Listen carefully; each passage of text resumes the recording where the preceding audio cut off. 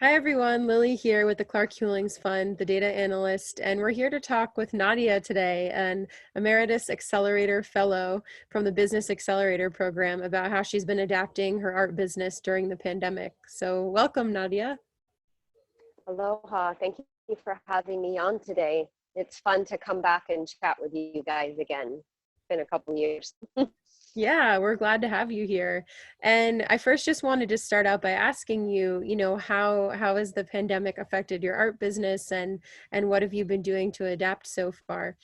hmm Yeah. So in March, when everything started shutting down here on the island, it became apparent pretty quickly that relying on sales from galleries, retail stores, or any outdoor events was not an option.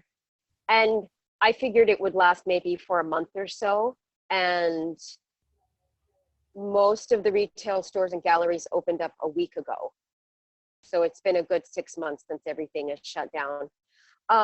So I felt pretty quickly like pivoting would have to happen right away. And I had had a goal at the beginning of the year anyway to be out of the outdoor sales events and big shows that they have here on the island. And I got that. My wish came true in a week. Instead of working on it in a year, I got to work on it in a week. And through a lot of prayer, intention, and being open to just being open, like throwing my hands up and saying, all right, God, I don't know where you want me to be or what you want me to do, but I'm available. So that I think pretty much worked because a bunch of clients and customers came to me and purchased things for me. A wholesale furniture maker came to me and we've been collaborating for the last 6 months. And he's been paying half my bills for the last 6 months. And then, the thing that I did is I realized that all the moms that I knew, their kids were all stuck at home and there was no summer school classes, nobody could get out, but we were allowed to gather in smaller groups of 3 or 5. And so I would have all the kids come out and make art with me here. So I taught art classes for many months. So those were the 3 things that I did to pivot: more online sales, a lot more pushing on Instagram and Facebook, and being a lot bolder on this thing when it comes to sharing who I am and what I do. Yeah, that seems to be a trend amongst visual artists now. It's kind of obviously you have to pivot and kind of focus all your energies online for the most part to all of your marketing Yeah. and sales channels. But what people are saying is they're finding that they're connecting more one-on-one and connecting in smaller groups with their collector base or with, their art business network. And so that also brings me to kind of the next question I had for you, which is how you've been engaging with your collectors, your, anyone that kind of is in your art business network. Has that changed for you much besides what you Yeah. mentioned? Yeah, it has. And actually, I should have brought this over with me. I printed up a brand new portfolio and beautiful business cards. And every month I send out a dozen portfolios and cards to either interior designers or collectors or anybody that I've met along the way that's had some kind of significance in my business. I've sent out notes to people that have worked with me in the past, customers, saying thank you so much for supporting me in the last couple of years, interior designers. Hey, this is what I'm working on right now. Art collectors, real estate agents, people that I've met on the airplane, Yeah, just sending these that's out again and again. And I've made a handful of sales from it. I've made several sales from past customers, several interior designers saying, hey, keep sending me stuff. And one art dealer on the big island of Hawaii that wants me to create a collection of pieces for her to sell just for her alone. And she's great because she only has an online presence. Right before the pandemic started, she closed her brick and mortar. So fortunately for her, that had already closed and she shifted 100% online. So she's doing great. And she wants to carry a collection of my pieces that way for her. So that was one of the, yeah. You really cast your net wide in terms of reaching out in different ways to your network in this time. Yeah. Heck, I even thanked people that spent $50. Like, thank you so much for Yeah. purchasing from me. I don't care if it's $50 or $5,000. Thank you. And I've had a lot of repeat customers that way. A lot of clients connect with me that way. Um, Even one of my clients, a long-term client, I sent her a thank you note, and she sent me a gift card for a grocery store. So, You just never know, how re-engaging money your came. audience. Yeah. Yeah. Yeah, yeah. And then I made a lot of decisions, Instagram and Facebook and social media, to, because less people are able to touch and see my work in person, I felt like it was really important to up my game when it comes to how my artwork is perceived. So then the Mhm. other thing I pivoted on was making sure the photographs I'm using, copy that I'm using, it reflects a higher end audience Sure, that that way. makes sense. I think that's something that a lot of people who hadn't really prepared at this point or up until this point when the pandemic started probably had to adjust to is learning how to best optimize your sales and your marketing online. Oh yeah, yeah. For any of us that, like me, that just drag their feet with having a stronger online presence, just because I hate sitting in front of computers. I'd rather make the stuff than sit in front of a computer. Yeah. Common Yeah, sentiment. I definitely, yeah, by March, April, I was like, oh my gosh, I should have done this 2 years ago. Yeah. But here we are. So it sounds like that's been really helpful for you is just kind of being creative in the ways that you connect with people and connecting with everyone and casting your net really wide, like I said. And I also Yeah. wanted to talk to you a little bit more about your BNI networking. Yes. So you mentioned Yeah. that's one of those things that's helped you a lot. Can you say more about it? Yeah, for anybody that doesn't know what BNI is, it's Business Networking International. It's a group of professionals that choose to get together once a week, and they meet to give each other business referrals. Now, BNI is international, it's all over the world. I'm not going to be exact with the numbers, but I'm going to say that there are several million people on the planet that are members. Mm-hmm. There are 26 different chapters in Hawaii.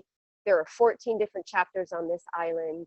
And basically, as a member, I opt in and become a member of the one chapter. And there I become the artist that takes that seat as a professional there. But I can still network with all the other 14 chapters on this island and the other islands.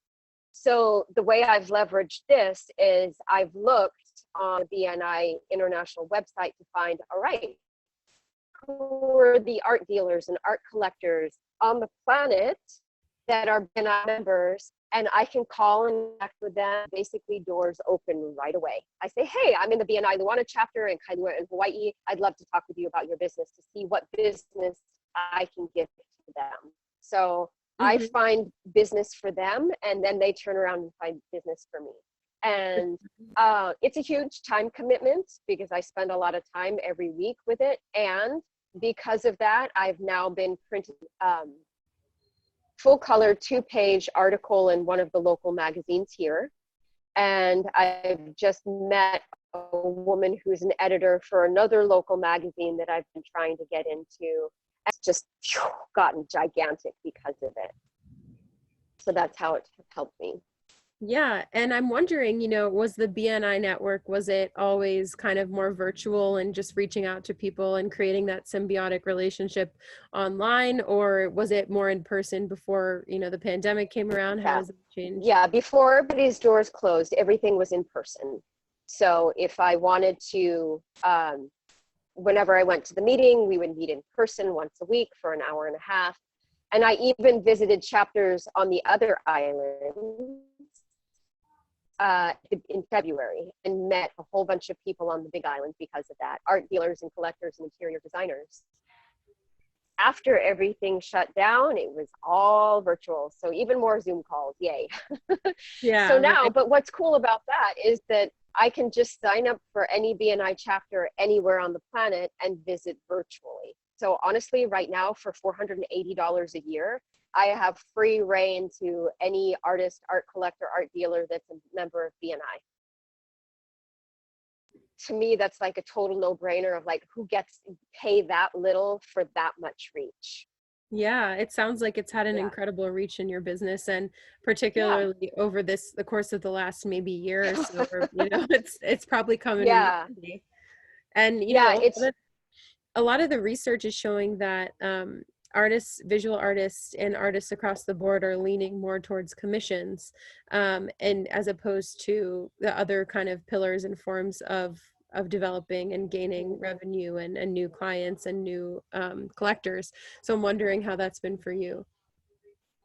oh, you know what? My sales base in 2019 was already 50% commission, 50% direct sales, whether it was direct sales on my website or retail or wholesale or gallery. And then the rest was already commissioned. So for me, I was already set up that way for Hmm. that. And honestly, I've had people come into my gallery and into my studio here and look on the wall and say, okay, I want that. So I've had 3 huge sales in the last 6 months with just somebody walking into my shop off the street going, I wonder what this is, and buying something. Yeah, yeah. And Mhm. that makes me think about the importance of human connection now, as opposed to, in the past, it's like people are longing for that direct connection with their artists, and also Yes. just being in person with people is kind of, a little bit of a thing of the past in some places around the world. So I Yeah. imagine that's really special for those people who come and are able to see your studio. And I know a lot of artists are also doing virtual studio tours and things like that as well. Yeah. Yeah. That's a good reminder. I need to do one of those soon too. I haven't done one of those in a couple of months. So thank you even more. Yeah, yeah. And this has been a really interesting conversation to kind of hear. We focused a lot on your networking and kind of engaging your customer base. But I'm Yeah. also curious for the artists out there that are watching this, what is sort of your biggest piece of advice to kind of be able to develop your art business and continue on through these trying times? Oh, that, yeah, if any artist or somebody would come up to me and say, I don't know if I want to be an artist right now, I would basically say, what the heck are you waiting for? This is your one and only life. Who cares if there's a pandemic? Do it anyway. This stuff has to come out. Like, our creativity comes out of us, whether there's a forest fire or a pandemic. And I've had enough experiences of personal disasters and failures that creativity and art has nothing to do with comfort and nothing to do with things being easy, that this is my life path no matter what. So it's like, my advice would be, figure it out. There's always a solution and there's always somebody that will buy my art. I just got to get out of the way and they'll show up. Yeah, that's a great mindset, I think, Mm-hmm. especially Yeah. now. And, Yeah. I just, before we go, want to touch on something that a lot of the other artists that we've been talking with in this art Mm-hmm. business, adaptation during the pandemic series I've been doing with CHF is the importance of connecting with people and of connecting through art, because it's such, right now people are Yeah. lacking inspiration and it's such a powerful thing. Mm-hmm. Mm-hmm. So I think that, it, Yeah. oh, sorry, there's a little bit of a delay. Go That's ahead. okay. Keep going, please. Yeah, so I was just curious to hear from you. How has your art changed in any way? Are you feeling inspired in different ways than you were before? Yeah.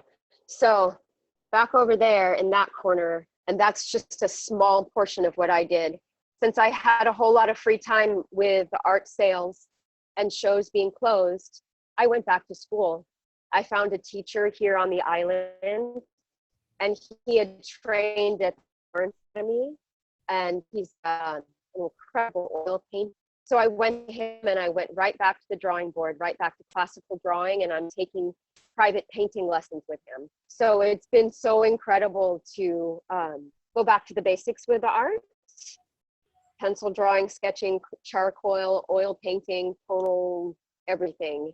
And that has, it's given me so much confidence and reminded me that I have the ability to make so many other kinds of art and not just the woodworking.